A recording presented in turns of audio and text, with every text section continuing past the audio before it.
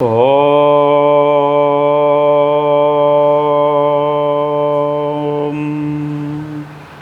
സച്ചിദാനന്ദരൂപായ കൃഷ്ണായ ക്ലിശുകാരിണേ നമോ വേദാന്തവേദ്യായ ഗുരവേ ബുദ്ധിസാക്ഷിണേ. ഹരേ ശരണമയ്യപ്പ. ശ്രീ ഗുരുഭ്യോ നമ. എല്ലാ സുഹൃതികളായ കുടുംബാംഗങ്ങൾക്കും നൂറായിരം സ്നേഹാശംസകൾ. സന്തോഷത്തിൽ നിന്നും സന്തോഷത്തിലേക്കുള്ള സംതൃപ്ത ജീവിതമാണ് നമ്മുടെ ജീവിത ലക്ഷ്യം. അതിന് ഈ ഹൈന്ദവ സംസ്കൃതി അത്യുജ്വലമായ ഒരു കുതിച്ചുചാട്ടമാണ് നമുക്ക് ദർശിക്കാൻ സാധിക്കുന്നത്. എങ്ങും എവിടെയും ഹൈന്ദവ വൽക്കരണമാണ്, കാവി വൽക്കരണമാണ്. ഒന്നുമില്ല, അത് കാണുമ്പോൾ എന്തോ മനസ്സിനകത്ത് ഒരു ലഡു പൊട്ടൽ, ഇത്രയേ ഉള്ളൂ. അത് 500 വർഷങ്ങൾക്ക് മുന്നേ ബാബർ എന്ന നീച നികൃഷ്ട മനുഷ്യാധമൻ, മൃഗസമാനനായ വ്യക്തി തകർത്ത് തരിപ്പണമാക്കിയ എൻ്റെ അയോധ്യയിലെ ശ്രീരാമ ജന്മഭൂമി, അവിടെ അതിഗംഭീരമായ ക്ഷേത്രവും പ്രതിഷ്ഠയും അതിനുശേഷമുള്ള ആചാര അനുഷ്ഠാനങ്ങളും കുംഭമേളകളും ഒന്നും പറയ വേണ്ട. നിത്യോത്സവമാണ് ഹൈന്ദവ സംസ്കൃതി. ഈ നിത്യോത്സവമായ ഹൈന്ദവ സംസ്കൃതി ഒരു സെമിറ്റിക് മതങ്ങളെ പോലെ ഒരു മതത്തെ ഡിപ്പെൻഡ് ചെയ്യുന്നതല്ല, മറിച്ച് ഒരു ലൈബ്രറി തന്നെ ഉണ്ട് എന്ന സത്യാവസ്ഥ നാം പഠിക്കണം, നാം മനസ്സിലാക്കണം, നമ്മൾ അറിയിക്കണം. നമ്മളെ പൂർവികർ നമ്മളെ പഠിപ്പിച്ചില്ല എന്ന് പറഞ്ഞ് ഒഴിവ് പറയുകയല്ല, നാം പഠിക്കണം, അറിയണം, ഉൾക്കൊള്ളണം. നമ്മളെ മക്കളെ പഠിപ്പിക്കണം, അറിയണം, അവരെ അറിയിക്കണം. ഇല്ല എങ്കിൽ ലവ് ജിഹാദ് മുതൽ മദ്യവും മയക്കുമരുന്നും അടക്കമുള്ള ഭീകരത അവരെ കാർന്നു തിന്നാൻ കാത്തു നിൽക്കുന്നുണ്ട്. ഇപ്പോൾ നമ്മളെ മക്കളെ ക്ഷേത്രങ്ങളിൽ തൊഴുതു കൊണ്ടുപോകുന്ന ഒരു സംസ്കാരം, ഒപ്പം അവർക്ക് ഒരു പ്രാർത്ഥന എന്ന തട്ടിപ്പ് കേന്ദ്രം. പ്രാർത്ഥന എന്ന് പറയുന്നത് 100% ഹൈന്ദവധർമ്മത്തിന് വിരുദ്ധമാണ്. ഹൈന്ദവധർമ്മത്തിൽ പ്രാർത്ഥനയില്ല, ക്ഷേത്ര ആരാധന, ദീപ ആരാധന, പിന്നെ സന്ധ്യാവന്ദനം, പിന്നെ ക്ഷേത്ര ഉപാസന, ഇതൊക്കെയാണ് വൈദിക സംസ്കൃതിയിൽ. അല്ലാതെ പ്രാർത്ഥനയില്ല. പ്രാർത്ഥന കൊണ്ട് ഒന്നും നടക്കില്ല. ഇലക്ട്രിസിറ്റി ബില്ലടക്കാതെ പ്രാർത്ഥിച്ചു കഴിഞ്ഞാൽ ഭഗവാൻ അല്ലെങ്കിൽ അള്ളാഹു അല്ലെങ്കിൽ യേശു ബില്ലടക്കുമോ? അടക്കില്ല. അവരൊന്ന് ഫീസ് വരും, അത്രയേ ഉള്ളൂ. യേശുവിനെ നല്ലോണം പ്രാർത്ഥിച്ചു, അള്ളാഹുവിനെ നല്ലോണം പ്രാർത്ഥിച്ചു, മുത്തപ്പനെ നല്ലോണം പ്രാർത്ഥിച്ചു, ബ്രേക്ക് വിട്ടാതെ വണ്ടി നിൽക്കുമോ? വണ്ടി നിൽക്കില്ല.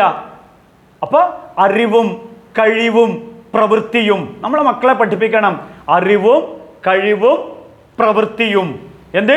അറിവും കഴിവും പ്രവൃത്തിയും. ഇത് 3മാണ് നമ്മളെ മക്കളെ പഠിപ്പിക്കേണ്ടത്. അറിവുള്ളവരായി അവർ വളരട്ടെ, കഴിവുള്ളവരായി അവർ വളരട്ടെ, പ്രവൃത്തിയിൽ കർമ്മത്തിൽ സ്വധർമ്മം അപിചാപേക്ഷ ന വികമ്പിതുമർഹസി. ഭഗവത്ഗീതയിൽ ഭഗവാൻ നമ്മളെ പഠിപ്പിക്കുന്നു. അവനവൻ്റെ കർമ്മ. അപ്പോൾ അറിവ് കഴിവ് പ്രവൃത്തി, ഇതിൽ 3ലും നമ്പർ 1 ആകാൻ നമ്മളെ മക്കളെ പ്രാപ്തമാക്കണമെങ്കിൽ അവർക്ക് ഈ ധർമ്മശാസ്ത്രം എന്താണെന്ന് കൃത്യമായും വ്യക്തമായും ശുദ്ധമായും സൗന്ദര്യാത്മകപരമായി മധുരമായി അവരെ തോളിൽ കൈയിട്ടുകൊണ്ട്. സോഷ്യൽ മീഡിയയുടെ കാലമാണ്. അപ്പോൾ ആർട്ടിഫിഷ്യൽ ഇൻ്റലിജൻസിനും അൾട്രാ മോഡേൺ സയൻസിനും കോമൺ സെൻസിനും ബുദ്ധിക്കും യുക്തിക്കും ആസക്തി ചെയ്യാവുന്ന രീതിയിൽ നമ്മൾ അവരെ പഠിപ്പിക്കണം. ഇപ്പോൾ നമ്മുടെ മക്കൾ മൊബൈൽ മാനിയയാണ്. മൊബൈലിനോടുള്ള അമിതമായ ഇൻട്രസ്റ്റാണ് നമ്മുടെ മക്കൾക്ക്. ജനിച്ച കുട്ടികൾ മുതൽ മരിക്കാൻ കിടക്കുന്ന കിളവനടക്കം മൊബൈൽ മാനിയ. അപ്പോൾ നമ്മുടെ മഹാരോഗം എന്താണ്? മൊബൈലാണ്. നമ്മുടെ ഭാര്യയുടെ മഹാരോഗം എന്താണ്? മൊബൈലിനോടുള്ള അമിതാസക്തിയാണ്. നമ്മുടെ മകളുടെ രോഗം എന്താണ്? മകൾ മൊബൈലിനോട് ഒരു അമിതാർപ്പണ സ്വഭാവം. അപ്പോൾ കിഴക്കോട്ട് തിരിഞ്ഞ് ഭാര്യ മൊബൈൽ തോണ്ടും, പടിഞ്ഞാറോട്ട് തിരിഞ്ഞ് ഭർത്താവ് മൊബൈൽ തോണ്ടും, തെക്കോട്ട് തിരിഞ്ഞ് മകൻ മൊബൈൽ തോണ്ടും, വടക്കോട്ട് തിരിഞ്ഞ് മകൾ മൊബൈൽ തോണ്ടും. അപ്പോൾ നോർത്ത് ഈസ്റ്റ് വെസ്റ്റ് സൗത്ത് സർവം മൊബൈൽ മയം കുടുംബം. അപ്പോൾ ഈ മൊബൈലിൽ നിന്നും എന്താണ് കിട്ടുന്നത്? ഒന്നുമില്ല, കുറച്ച് എൻ്റർടൈൻമെൻറ്റ് കിട്ടും, കുറച്ച് എൻ്റർടൈൻമെൻറ്റ് കിട്ടും. അപ്പോൾ ശ്രദ്ധിക്കണം, ഈ മൊബൈലിനോടുള്ള ഒരു ഇൻട്രസ്റ്റ് അവനവൻ്റെ ജീവിതത്തിലോട്ട് തിരിച്ചു വിടുകയാണെന്നുണ്ടെങ്കിൽ, ഇത് തന്നിലേക്ക് തന്നെ തിരിച്ചു വിടുകയാണെങ്കിൽ ലൈഫ് എൻജോയ്മെൻ്റ് ആയിത്തീരും. ലൈഫ് എൻജോയ്മെൻറ്റ് ആയിത്തീരും. മൊബൈൽ നിഷേധിക്കാനല്ല ഇവിടെ വന്ന്, അതിനോടുള്ള അമിതാസക്തി ഒഴിവാക്കുക. മൊബൈൽ ആവശ്യത്തിന് ഉപയോഗിക്കണം, വിളിക്കാൻ ഉപയോഗിക്കണം, യൂട്യൂബ് നോക്കണം. വെച്ചാൽ ഇപ്പോൾ നിങ്ങളിപ്പോൾ ഇത് നോക്കിയിട്ടല്ലേ കാണുന്നത്. എന്നെ കാണുകയും കേൾക്കുന്നത്, നിങ്ങളെൻ്റെ കുടുംബാംഗങ്ങളെ, നിങ്ങളെൻ്റെ പ്രിയ സ്നേഹിതയുമാകുന്നത് ഇതുവഴിയല്ലേ. അപ്പോൾ ഇതൊക്കെ ഉപയോഗിക്കാൻ പറ്റുന്ന രീതിയിൽ ഫ്രൂട്ട്ഫുള്ളാക്കി നോക്കണം. ശ്രീരാമകൃഷ്ണ പരമഹംസർ പറയും, കത്തി കുമ്പളങ്ങ മുറിക്കാനും വെണ്ടക്ക മുറിക്കാനും പാവയ്ക്ക മുറിക്കാനും തക്കാളി മുറിക്കാനും ഉപയോഗിക്കാം, ധാരാളം കഴിക്കാം. കൊലപാതകത്തിന് ഉപയോഗിക്കരുത്. അഗ്നി സാമ്പാറുണ്ടാക്കാനും ഉപ്പുമാവുണ്ടാക്കാനും ഇഡ്ഡലി ഉണ്ടാക്കാനും ചോറുണ്ടാക്കാനും ഉപയോഗിക്കാം. കത്തിച്ച് ചാമ്പലാക്കാൻ ടെററിസത്തിന് ഉപയോഗിക്കരുത്. ഇതുപോലെ മൊബൈല് യൂസ്ഫുള്ളായി ഉപയോഗിക്കുന്നതാണെങ്കിൽ അവനവൻ്റെ ലൈഫ് എൻജോയ്മെൻറ്റ് ചെയ്യാം. അപ്പോൾ ഈ സ്പിരിച്വാലിറ്റി എന്ന് പറയുന്നത് നമുക്ക് ശ്രീമദ് ഭാഗവതത്തെ ലൈഫ് സയൻസായിട്ട്, ഇതിനകത്തുള്ള സ്പിരിച്വാലിറ്റിയെ നമ്മുടെ ലൈഫ് സയൻസായിട്ട് ഉപയോഗിക്കുന്നതാണെങ്കിൽ ദുഃഖ ദുരിത നാശ ശാപ ജീവിതത്തിൽ നിന്ന് നമുക്ക് പുറത്ത് കടക്കാനുള്ള ഒരു ഔഷധമായി ഭാഗവതത്തെയും ക്ഷേത്ര സംസ്കൃതിയെയും നാമജപലയ സംസ്കൃതിയെയും നമുക്ക് നോക്കാം.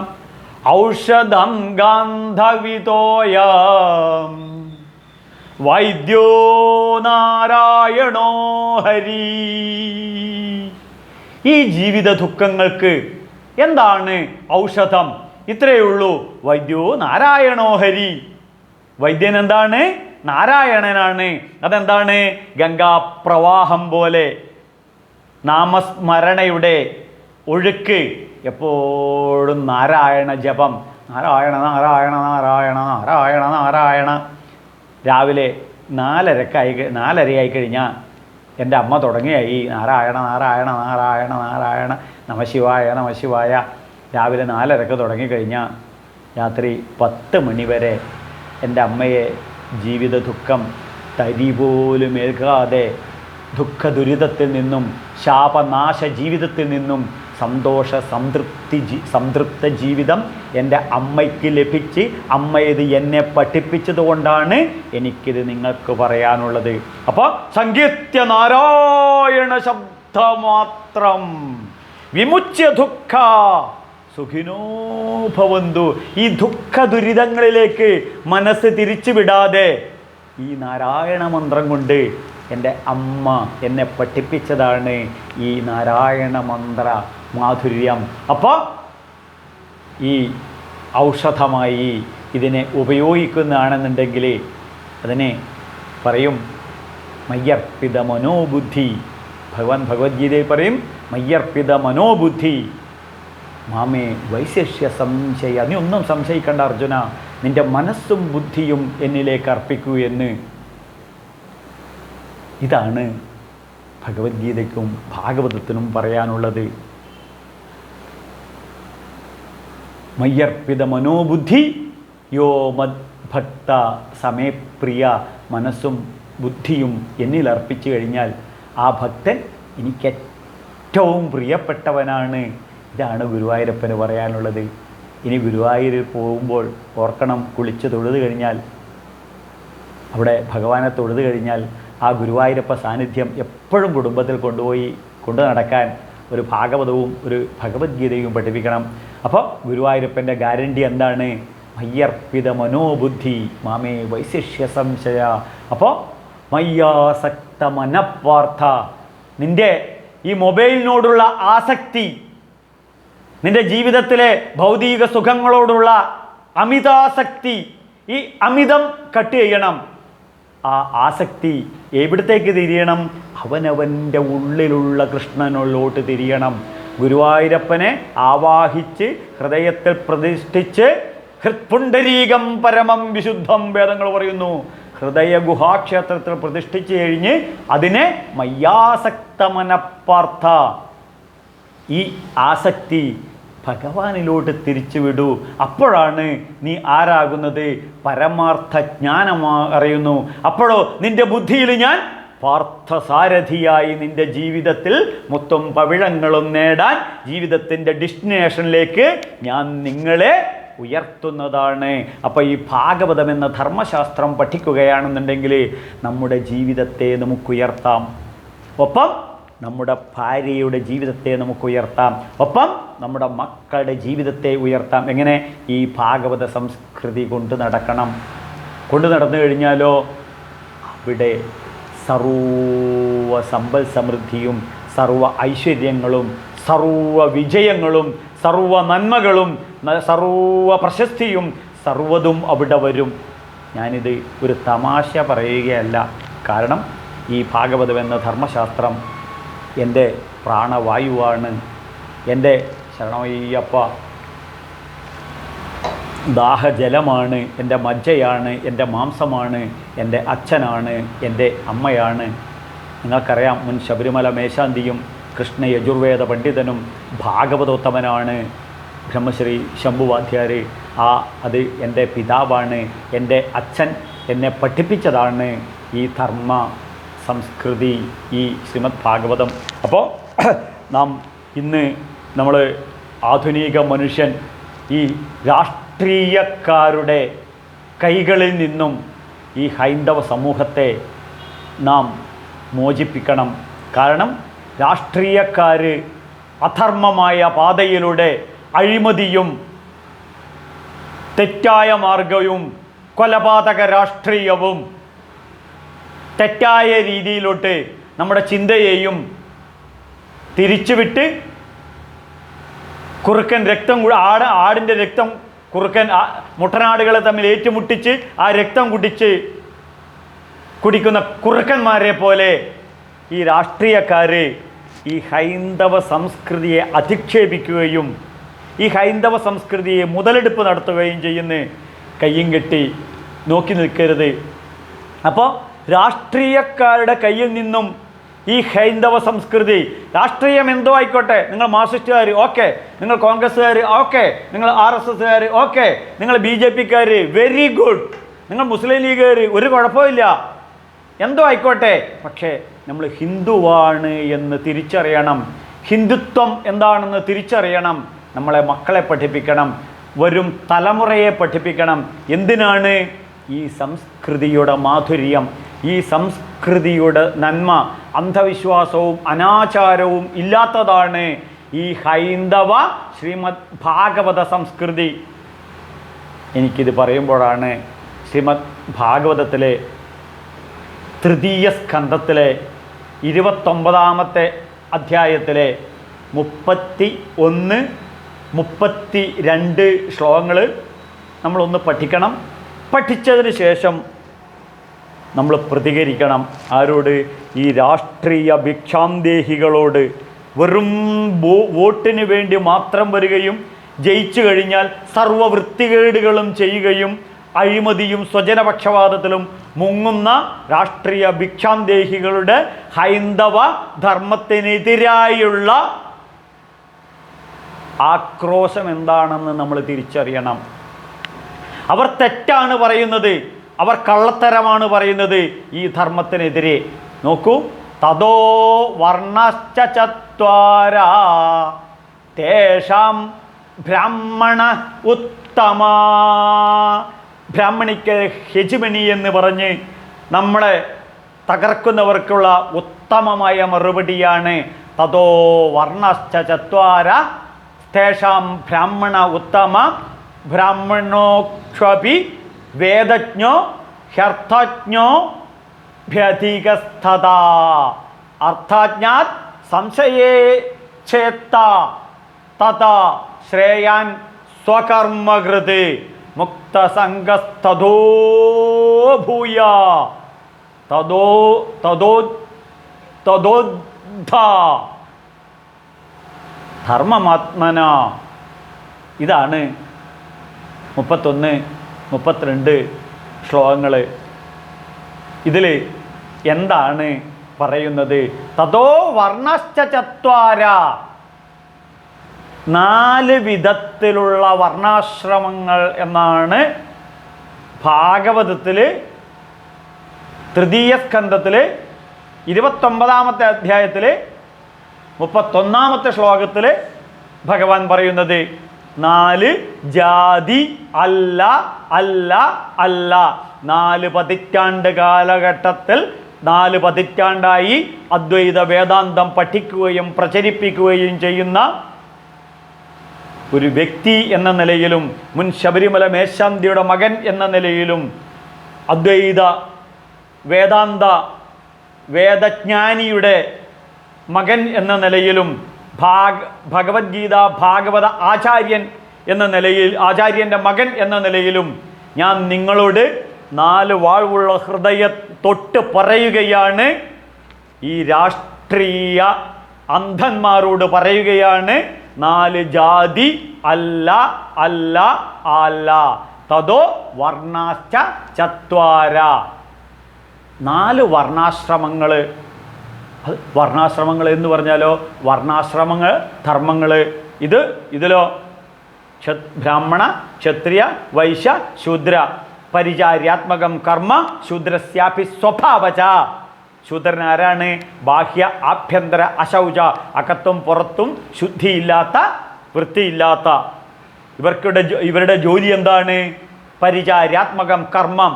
ഭഗവാൻ പറയുന്നതാണ് ഭഗവത്ഗീതയിൽ, പരിചാര്യാത്മകം കർമ്മ ശൂദ്രസ്യാപി സ്വഭാവചം. പരിചാരണമാണ് അത് സമസ്ത മേഖലകളിൽ. അത് ഈ ഹിന്ദുക്കളെ അധിക്ഷേപിക്കുന്ന നമ്മുടെ ഭരണാധികാരികളുള്ള സെക്രട്ടേറിയറ്റിൽ നമുക്ക് നോക്കാം. മുഖ്യമന്ത്രിയുടെ കസേരയിൽ ആരെങ്കിലും പോയി ഇരിക്കാൻ വേണ്ടി വിടുക? മുഖ്യമന്ത്രി വിടില്ല. മന്ത്രിമാർ വേറൊരു വിഭാഗം, ഗവർണർ വേറൊരു വിഭാഗം, മുഖ്യമന്ത്രി വേറൊരു വിഭാഗം, IAS വേറൊരു വിഭാഗം, ഗസറ്റഡ് ഓഫീസർ വേറൊരു വിഭാഗം, പിന്നെ ക്ലാസ് 4 ജീവനക്കാർ പരിചാര്യാത്മക ബേയിങ്ങെടുക്ക്, അതിങ്ങെടുക്ക്, ഇതിങ്ങെടുക്ക്, ഇതവിടെ കൊണ്ടുവെക്ക്, ഫയലിംഗ് എടുക്ക്, ഇതിങ്ങെടുക്ക്, പോയിട്ടൊരു ചായ മേടിച്ചുകൊണ്ട പരിചാര്യാത്മക. ഇവരാണ് ശൂദ്രന്മാർ. ഇതെല്ലാ സ്ഥലത്തും ഉണ്ട്. വണ്ടിയെടുത്തോ, ഡ്രൈവറോട് പറയും പരിചരിക്കുക. ചിലപ്പോൾ നമ്മളുമൊക്കെ പരിചാരികന്മാരായിരിക്കും. വീട്ടിൽ അടുക്കളയിൽ ഭാര്യയുടെ കൂട്ടത്തിൽ പാത്രം കഴുകാൻ നമ്മൾ സഹായിച്ചു കഴിഞ്ഞാൽ നമ്മളും ശൂദ്രനായി. വീട്ടിൽ അടിച്ചു വാരാൻ നമ്മളെ ഭാര്യയെ സഹായിച്ചു കഴിഞ്ഞാൽ നമ്മളും ശൂദ്രനായി. അതുപോലെ തന്നെ വൈഫിനോട് സരസ്വതി പെട്ടെന്ന് കാറ് തുടച്ചു വെക്ക്, ഭാര്യയും ശൂദ്രയായി. മക്കളോട് എടാ പെട്ടെന്ന് മുമ്പിലുള്ള ഇതൊക്കെ കാടൊക്കെ കളഞ്ഞ് എല്ലാം ഒന്ന് വൃത്തിയാക്കി മൊത്തം തുടച്ച് എന്നുള്ള ക്ലീനാക്കിയ രാമൻ നായർ അദ്ദേഹത്തിൻ്റെ ഭാര്യയും കൂട്ടിയിട്ട് വരുന്നുണ്ട്. മക്കളും ശൂദ്രരായി. മനസ്സിലാക്കൂ, ഈ ധർമ്മശാസ്ത്രം നമ്മൾ പഠിക്കണം, നമ്മളെ മക്കളെ പഠിപ്പിക്കണം.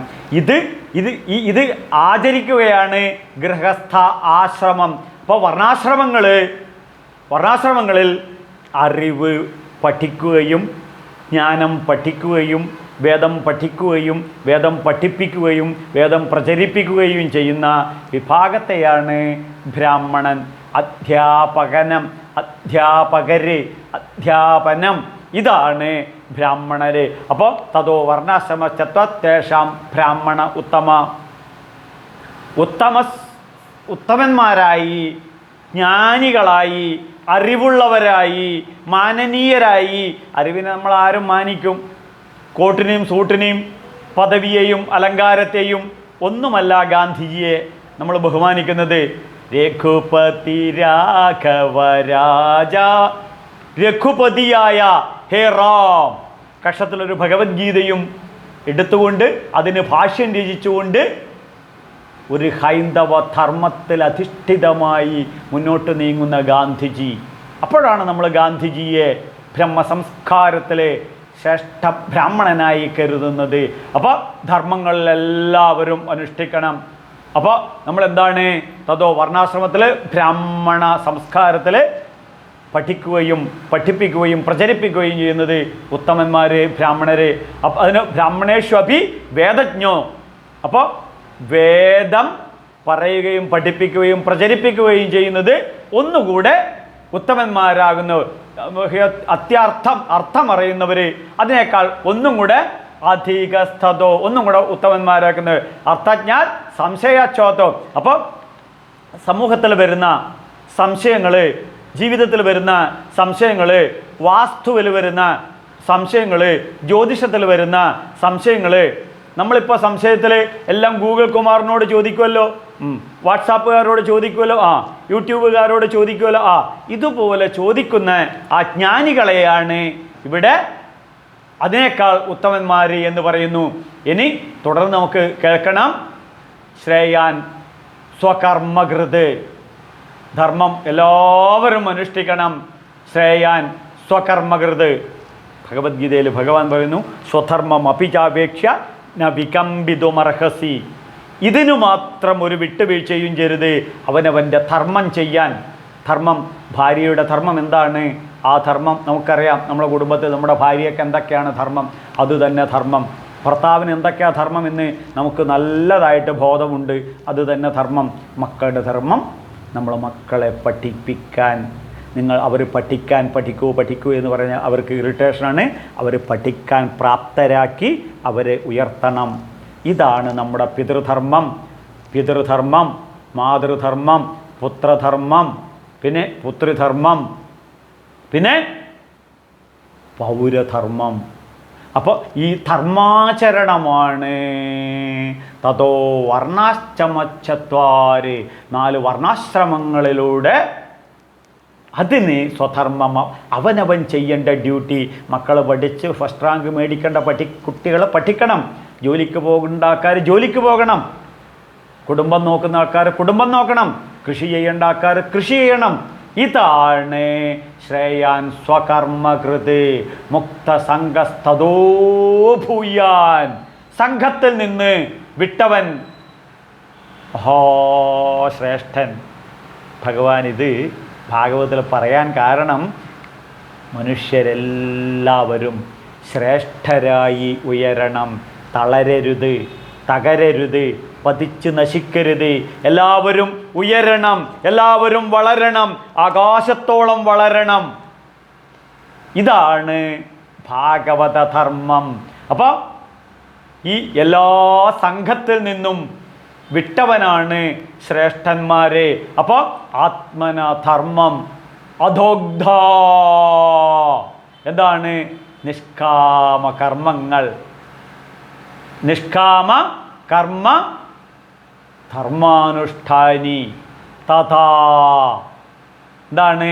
പരമശ്രേഷ്ഠൻ. നിഷ്കാമ കർമ്മ അനുഷ്ഠാനി ആരാണ്? തഥാ, പരമശ്രേഷ്ഠൻ. നിഷ്കാമ കർമ്മങ്ങൾ എന്താണ്? സ്വാർത്ഥതയിൽ നിന്നും ഉയർന്ന് സർവീസ് ആറ്റിറ്റ്യൂഡിലേക്ക് നമ്മുടെ ജീവിതത്തെ ഉയർത്തണം. അപ്പോൾ നിത്യം യജ്ഞേ പ്രതിഷ്ഠിതം. ഗുരുവായൂരിൽ കുളിച്ചു തൊഴുത ഭക്തന്മാർ ആ പ്രതിഷ്ഠയെ ഹൃദയത്തിൽ കൊണ്ട് നടക്കുമ്പോൾ പിന്നീട് ജീവിതം യജ്ഞ സംസ്കൃതിയിൽ കോർഡിനേഷൻ, കോഓപ്പറേഷൻ, കളക്ഷൻ, ഡിസ്ട്രിബ്യൂഷൻ, ഇത് 4 കൂടുന്ന ഒരു സഹകരണാധിഷ്ഠിത ജീവിതത്തിലോട്ട് നാം ഉയരണം. ഇതാണ് നിഷ്കാമ കർമാനുഷ്ഠാനം. അങ്ങനെയുള്ളവരോ തഥാ പരമശ്രേഷ്ഠരെ. എല്ലാവരും പരമശ്രേഷ്ഠരാകൂ എന്നുള്ളതാണ്. വേദാനാം സാമവേദോസ്മി, ഭഗവാൻ ഭഗവത്ഗീതയിൽ പറയുന്നു, വേദങ്ങളിൽ ഞാൻ സാമവേദമാകുന്നു. എന്താണ്? സമത്വാധിഷ്ഠിത സമവേദം. എല്ലാവരെയും ഒരുപോലെ കാണുക, എല്ലാവരെയും ഒരുപോലെ ചിന്തിക്കുക, എല്ലാവരെയും ഒരുപോലെ പെരുമാറുക, എല്ലാവരോടും ഒരുപോലെ പ്രേമാധിഷ്ഠിതമായി പരമപ്രേമസ്വരൂപനായ കൃഷ്ണ ഉപാസനയിലൂടെ പരമസ്നേഹം എല്ലാവരിലോട്ടും എത്തിക്കുക. ശ്രദ്ധിക്കണം, ജാതി സംവരണമുള്ള ഒരു പരിഷ്കൃത സമൂഹമാണ്, രാഷ്ട്രീയക്കാരുടെ തുറുപ്പ് ചീട്ടാണ് ഈ ജാതി സംവരണം. ജാതി സംവരണത്തിന് ഹൈന്ദവ ധർമ്മം എതിരാണ്. ഇവിടെ ന്യൂനപക്ഷ സംവരണമാണ്, ഇവിടെ ക്രിസ്ത്യൻ സംവരണമാണ്, ഇവിടെ മുസ്ലിം സംവരണമാണ്. ഇതിന് ഭാഗവതവും വേദവും ഭഗവത്ഗീതയും എതിരാണ്. ഇവിടെ മുസ്ലിം വ്യക്തിഗത നിയമം, ഇവിടെ ക്രിസ്ത്യൻ പിന്തുടർച്ചാവകാശ നിയമം, ഇതിന് എതിരാണ് ഹൈന്ദവ ധർമ്മം.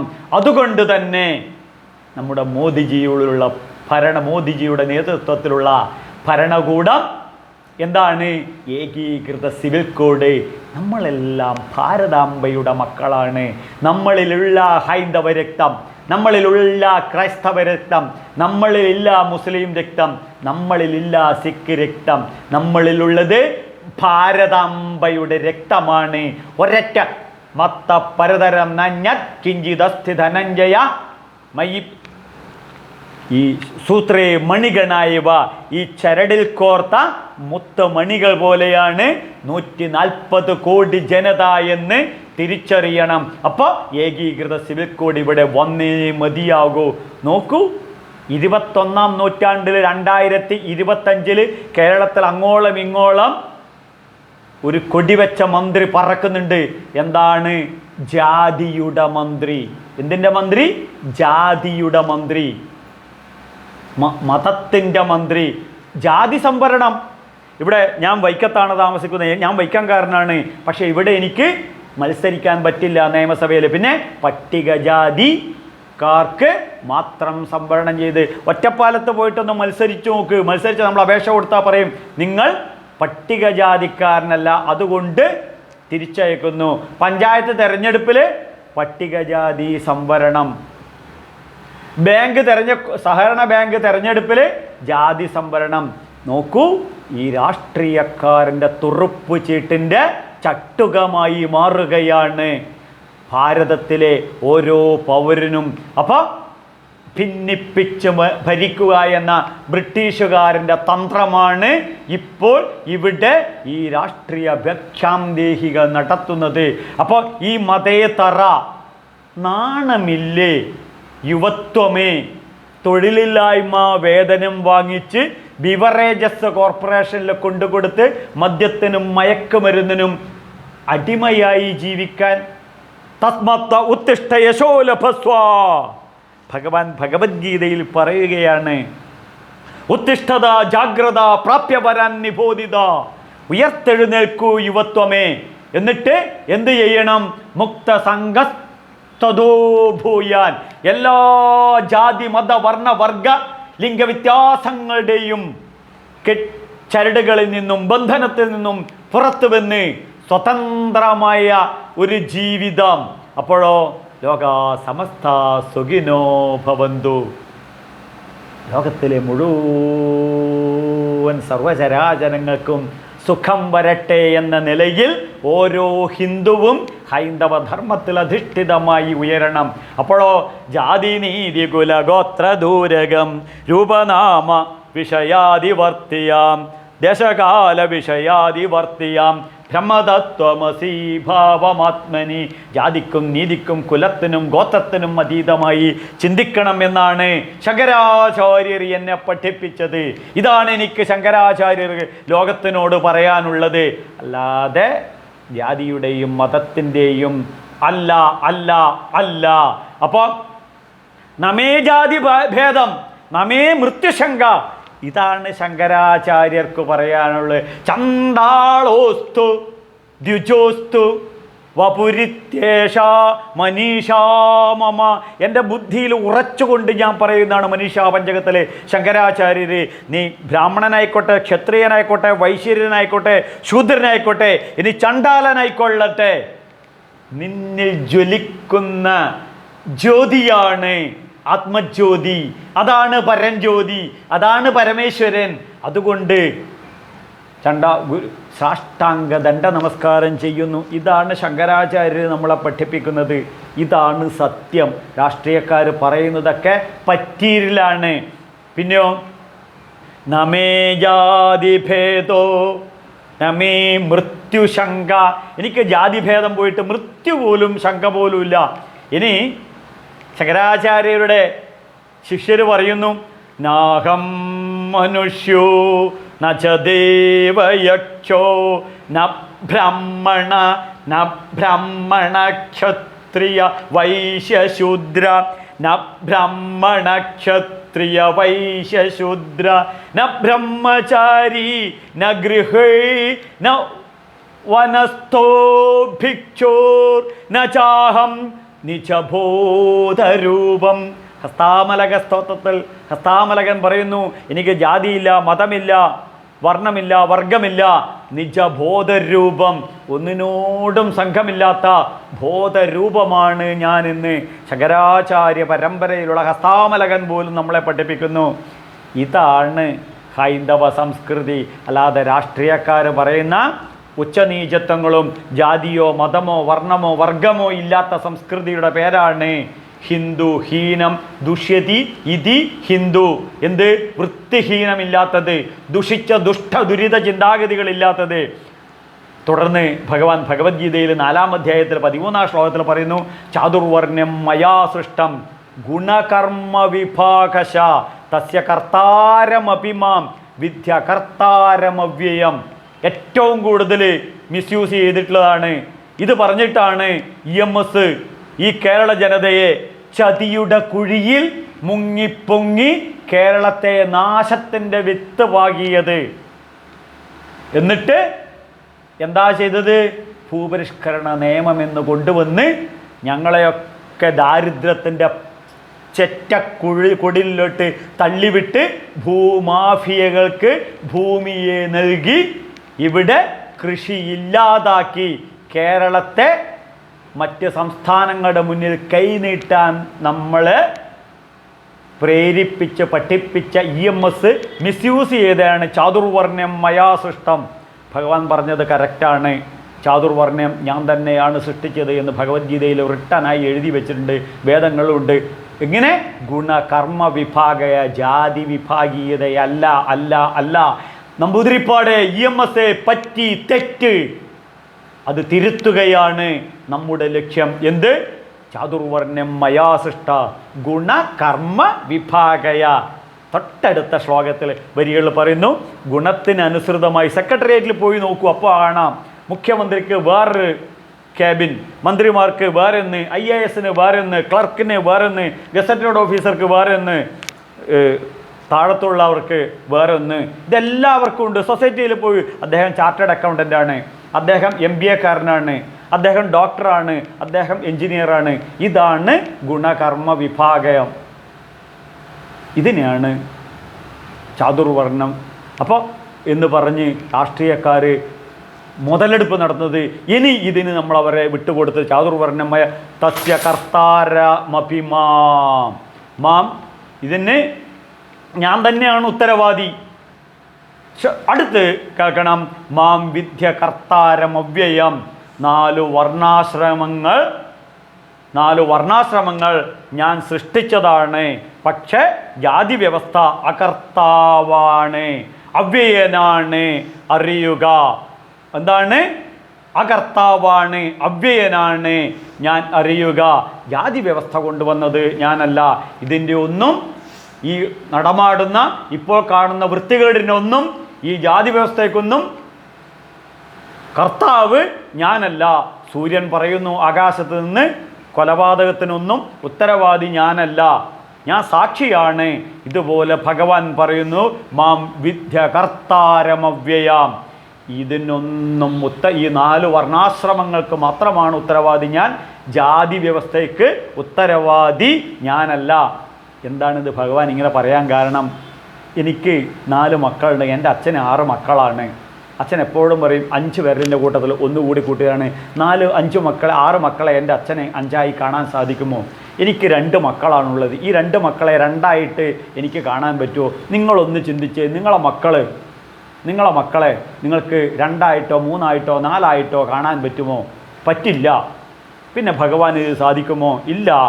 അതുകൊണ്ട് ബീജം മാം സർവഭൂതാനാം, ഭഗവത്ഗീതയിൽ ബീജം മാം സർവഭൂതാനാം, ഈ പ്രപഞ്ചത്തിലെ സർവത്തിൻ്റെയും ബീജം ഭഗവാനാണ്. ആ ഭഗവാന്റെ സന്തതി പരമ്പരകളെ ജാതി മത വർണ്ണ വർഗത്തിലൂടെ ഭഗവാന് കാണാൻ സാധിക്കുമോ? സാധിക്കില്ല. അതുകൊണ്ട് വേദാനാം സാമവേദോസ്മി, വേദങ്ങളിൽ സാമവേദം ഞാനാകുന്നു എന്ന് ഭഗവാൻ പറയാൻ കാരണം എല്ലാം സമഭാവന, എല്ലാം ഒന്നാണ് എന്നുള്ളതാണ് ഇവിടെ പറയുന്നത്. ഈ സത്യത്തെ നാം തിരിച്ചറിയേണ്ട കാലം അതിക്രമിച്ചിരിക്കുന്നു. ഇതെന്താണെന്ന് മനസ്സിലാക്കേണ്ട കാലം നാം അതിക്രമിച്ചിരിക്കുന്നു. ഈ ഹിന്ദു സമൂഹം ഇനിയെങ്കിലും ഉയരണം, ഉയരണം, ഉയരണം, വളരണം, വളരണം, വളരണം. രാഷ്ട്രീയ ഭിക്ഷാന്തേഹികൾ ഇനി ഇതുപോലുള്ള വൃത്തികേടുകൾ പറഞ്ഞ് നമ്മളെ ചൂഷണം ചെയ്യുമ്പോൾ ശക്തമായി പ്രതികരിക്കണം. അതിന് നാം എല്ലാം ഈ സംസ്കൃതിയിലോട്, ഈ ഭാഗവത ഹൈന്ദവ സംസ്കൃതിയിലോട്ട് വളർന്നു വരണം. അതിന് നിങ്ങൾക്ക് സാധിക്കുമാറാകട്ടെ. അതിനുള്ള കരുത്തും അറിവും ഊർജവും ലഭിക്കുവാൻ ഈ ചാനൽ കാണണം, ഷെയർ ചെയ്യണം, ലൈക്ക് ചെയ്യണം, സബ്സ്ക്രൈബ് ചെയ്യണം. നിങ്ങളെ അഭിപ്രായങ്ങൾ എത്തണം. മറ്റ് ഹൈന്ദവ ധർമ്മം അനുഷ്ഠിക്കുന്നവരിലേക്കും ഇതെത്തിക്കണം. നമ്മുടെ സഹോദര മതങ്ങളായ സെമിറ്റിക് മതങ്ങളായ മുസ്ലിം സഹോദരന്മാർക്കും ക്രിസ്ത്യൻ സഹോദരന്മാർക്കും ഇതെത്തിക്കണം.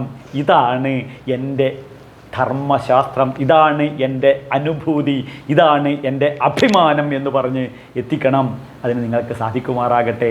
അതിന് ജഗദീശ്വരനായ പരമേശ്വരനായ അയ്യപ്പസ്വാമിയുടെ അനുഗ്രഹവും ഗുരുപരമ്പരയുടെ അനുഗ്രഹവും ഉണ്ടാകട്ടെ എന്ന് ആത്മാർത്ഥമായി ആശംസിച്ചുകൊണ്ട് ലോക സമസ്ത സുഖിനോ ഭവന്തു. സ്വാമിയേ ശരണമയ്യപ്പ.